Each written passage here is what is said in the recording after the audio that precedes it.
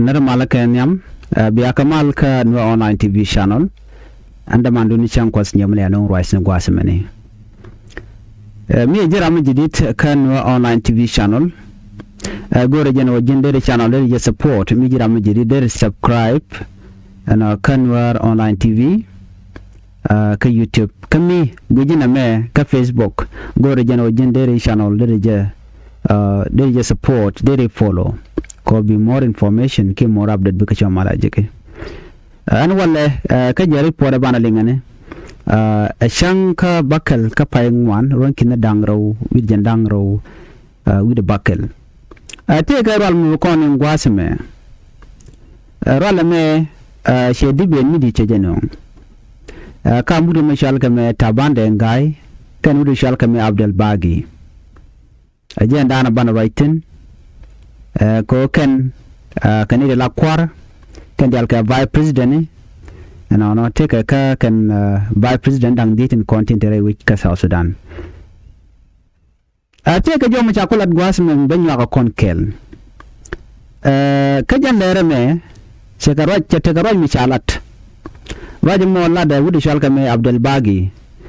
take quit micha yor kirit be micha yor ana che yor vice president tabande ngai ke kira ke medane shala tabande ngai eno pin ke je self kema yadi no dare we ke unit state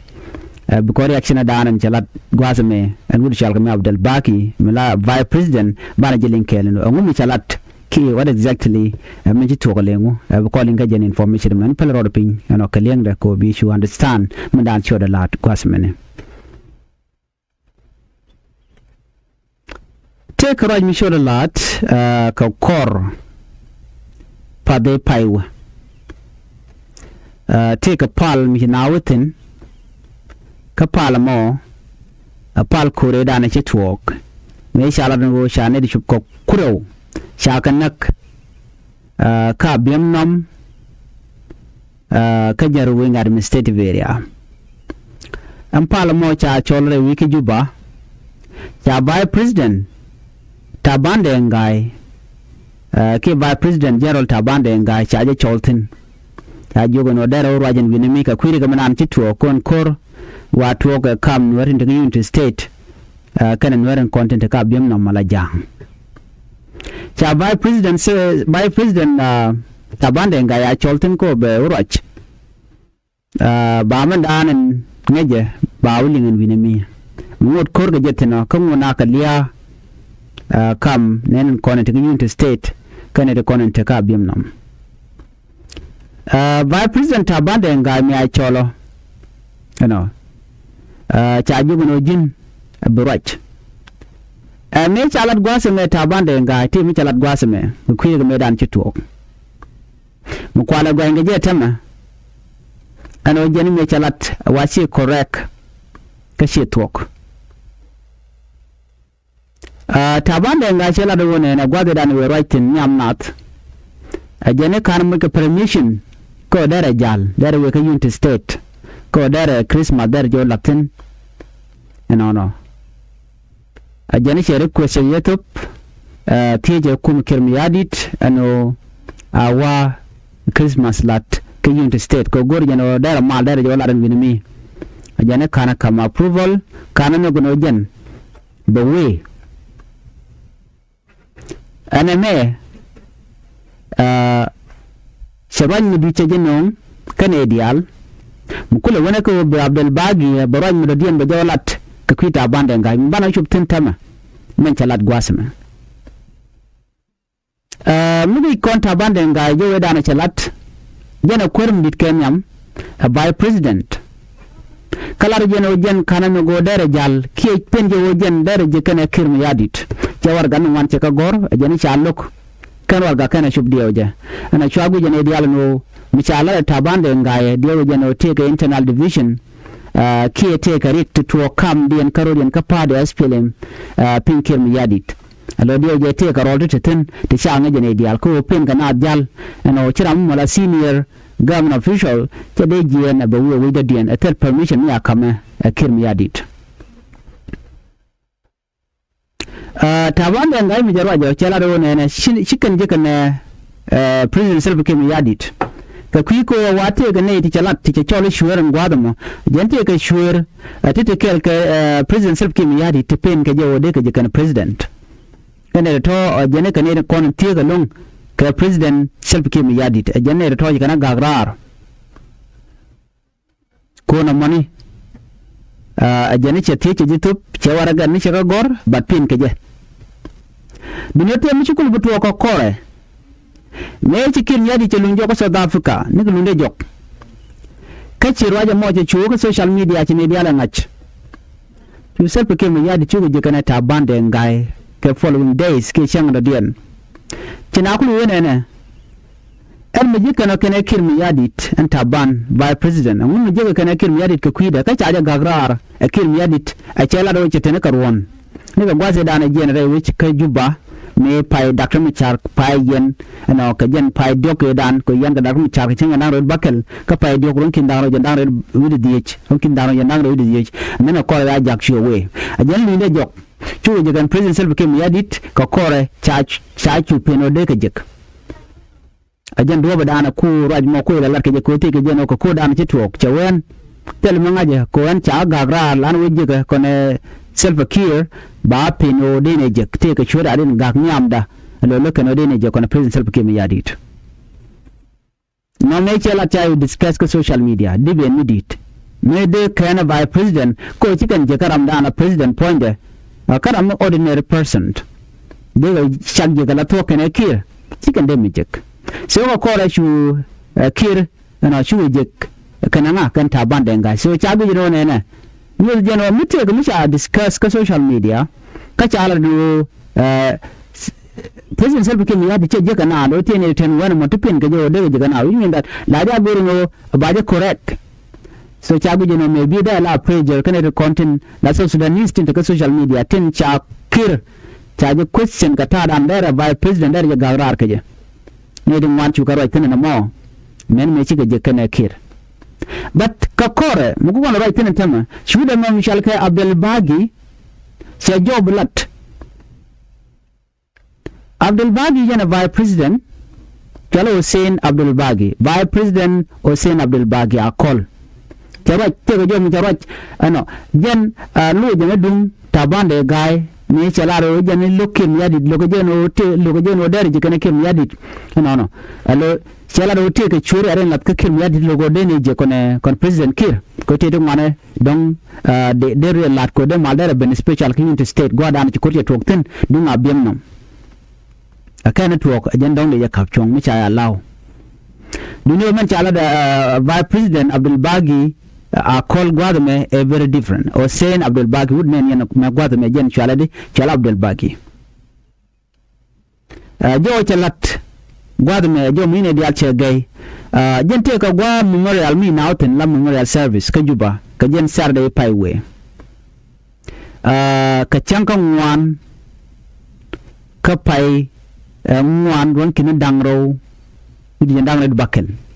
chinawe walid wajitup no kelet shift tungwar ko gong rat ramkel kan wari kelet Nuer community mulot kelo ne diara wi ka so Sudan ko jena kwermdit michilana wal nane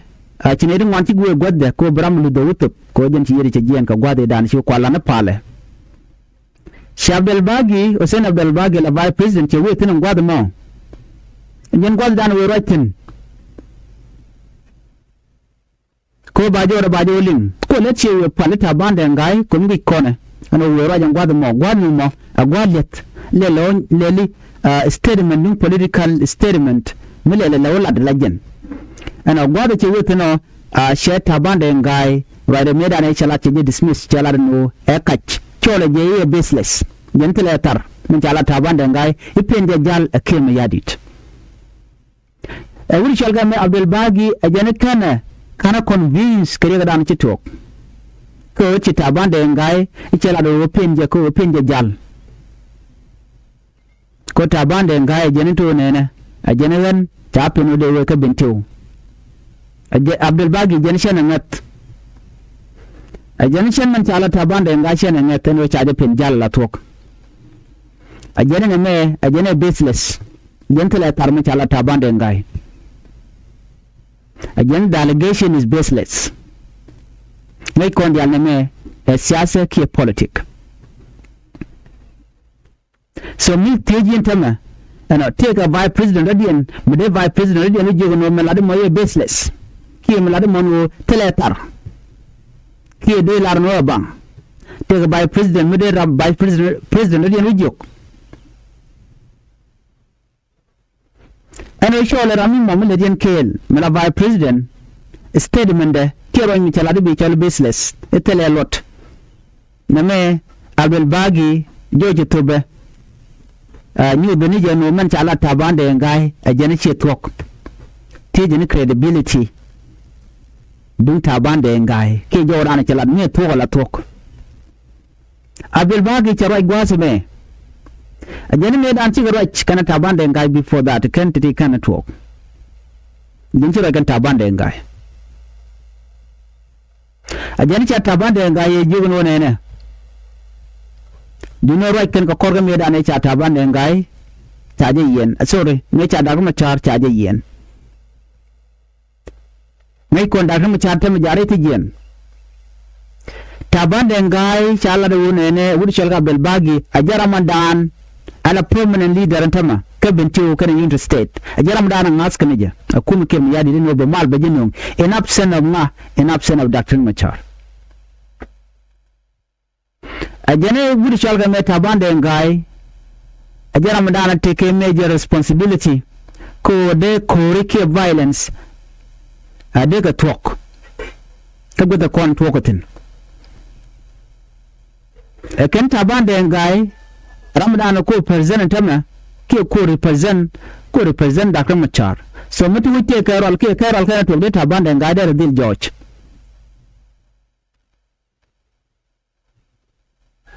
so kajo tala da abdalbaagi gwadu me men tala tabande ngai ya tabande ngai je jogo no nena antema nakana ka community nakana ka counties ke steni kane ti kane kun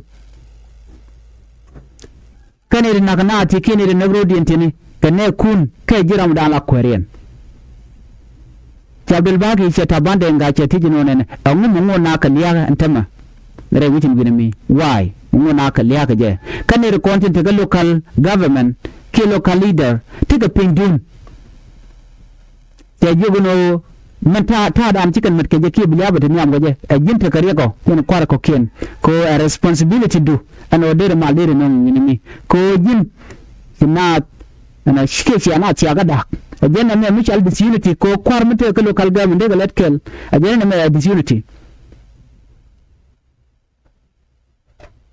so mugi ko na tama ci duwar chelen nyoko muten rode lele we kama ka tabande ngai no tabande ngai ajaram dana dong jak kori kire buga wewe nyam re wiki unit state ni ko te ka ngote ka lwan ko der ne ko na kwada jagalet ken kel ngai kon unit state no to kor ngwan tegatin ya kan ko to ka nin siyasa ka kan ko to ka koro ok kan ko to tole ka kore shal ke reven killing like don ma sharan dun nak biara din biara ke changa mun kare ba mu kare ti dia lo tik tin kona so to repeated cycle of violence ke communal violence tandien ke kan politika tandien just ke insecurity issues to ke ri kon to lo bang abdalbaagi chala do ne jo che tabande nga jugo no ne men le road right now root cause ke dia kon to kan ga disunity ke tel marka ka political leader ajene ken kwarkun konan daga unity state ke bentiu tikan let kel ka kwimi chena mo ajanta da anan timal che chupka je re wuci wini mi ka unity state kane di ala koken ajene bigi unity state bigo ngut commissions ke am abdalbaagi ajene bigo continue to suffer ko mo kwarken wukan da tin lo da ka rodien ajene telman buto no kwar daga unity state no kan tikan let kel jana ne unity state ken wala daga unity state ajana bi ka chuja longo kor gwan bar unless she kwar tiga let kel quarantine wana no go division no kana pal no kana siya no kana yor jok bikana goro biga let kele jene jan tada an bemal ben baro ina of course there is disunity ka unity state kelo pela man beben ko kwar right kana chicken mat kamiken de kon jigo no abdalbaagi te ka chon ko nada jeno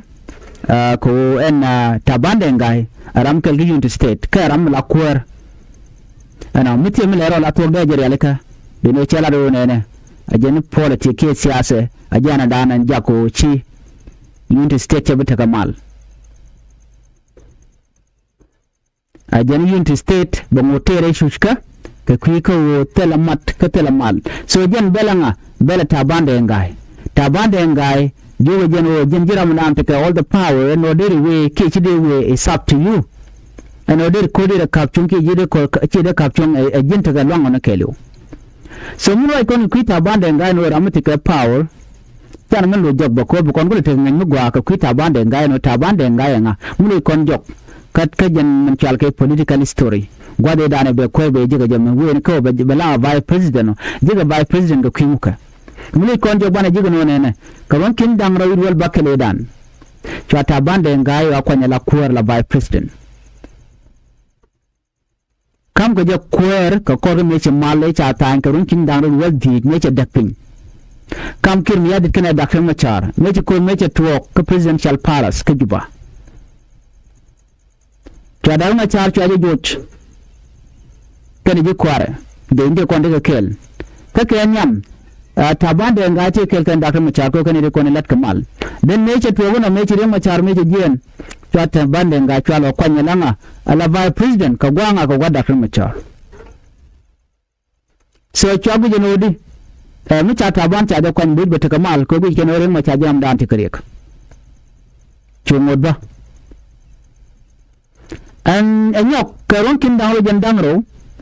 ka jen peace agreement da ne cha tanke 2018 ne ci kirmi ya dikan Dr. Machar sika malikan yoma tankana cha taban da nga cha nyoko mila ka gwala by president kana goro ba wuch ko ne medan net kira ka by president go no dongo ibi taban da nga be re Machar be chu tagrar ki bita banda ngai ben wadi albe control goni ken yalde keten that kind of work out so ji taban che molel ano aje chu bet ka bede me cha tune team peace agreement me cha tan che tika power sharing from there cha taban ngai cha nyogo milat ka je by president kana wuch ko chire Machar che lun jok so en power sharing deal dan yana dia cha jawo bugu tika power nikan dial ki be so dan be jago be ka fai vice president ki vice president dang te kwadang de kan kwadang de to wala ka kalet ke jen 2018 peace agreement dan e cha tan ka tum ko be ne dial kon bonen kon ko en tabande nga te ka SPL maji ala chire ne de kon in government te Dr. Machar te ka aigo so chwagu jeno kan bon dial ti ko chiten chebele titin ke de ko de gatwok ana chwa peace agreement ma chwa tan ni batika five vice president ka kwi power sharing ko daga jeno bele tiketin chin ke ko to betwok agreement man kwa balance ni power kwa reduce ni conflict ke wo keneter duno raina murai kone kenter kana twok tension kana twok jatin ka tetin shuman tema jan kul tiga ruwan kon ga mentama so man ci alen gwadu maga wude shalka me abdalbaagi lode neja ajaro ina tabande ngai jam da na kuwar gwadu mo cha dag mo char chaji yentin ajeni jaram da na kurul midit kuja play ana ka karik dial ko lat krodien ajan tabante take responsibility midit ana ka wo be godi al kon tintin be ga jago bikago so ajeni tabande ngai kana kon capture ko jen aramidit in absence of Dr. Machar mitem le roda daraje dilat so jo Machar ka kwinga ka kwita bande ngai wana gwase me ka men chalat ka yin extended report container gwada dan right ka tin kan gade ke right abdalbaagi tin raja chirman chalin mandan right kan gwada na tim ka liya kwarmudit sultan tungwar ke kwarmudit michilet ka korgwa mibar an gwada mo ci kwadi al chika wotin sultan tungwar ka jora na chala gwa ku abdalbaagi ko wa lo yortine eno tabande ngai rami mammi man chala de chi tok kunyo de no tabande ngai jaram dan tigariet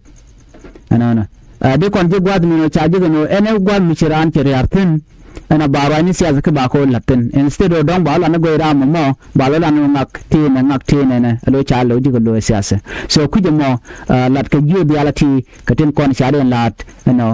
ka kam ta bande ngai kene kim yadit lo mo de up to now ti ka kim yadit den wodi dar jakob bi ta go kom te rami mammi chikan jek abajak tagra ne ko onte kel ke je chi chuang try na mi chala abdalbaagi jene ne chi tok ka ta dan chalat ke je again the point there just dismiss already and we shall come abdalbaagi so again ta dan de ko ni nge o chire mi chene mo cha tok cha tabande ngai cha je ko jor we shall ga abdalbaagi shall ke stermene no jene baseless. What do you think tita bande ngai ga chong ki tu shall come abdalbaagi te ke chong ko belar min chalat wrong gwaya an ban nyo je ka na the report mi jiram je dit kan online tv channel ka gwe je youtube ka kan subscribe kum gwe je ka facebook gorno jin bi channel bo bi je gor an bi atagamal bye bye.